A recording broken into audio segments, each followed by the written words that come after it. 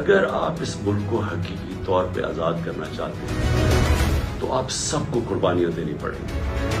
کبھی بھی آزادی قربانیوں کے بغیر نہیں ملتی۔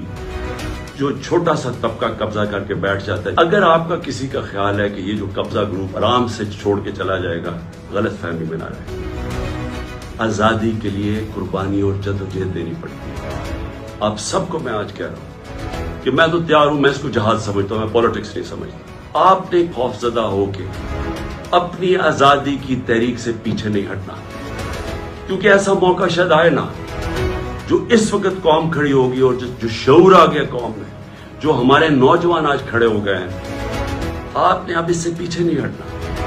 یہ تحریک ادھر پہنچے گی جدھر ہم اپنے آپ کو ایسے ایک وہ پاکستان بنے گا جدھر ہمیں کوئی خوف نہیں ہوگا کہ ہمارے اوپر کوئی ظلم کر سکے۔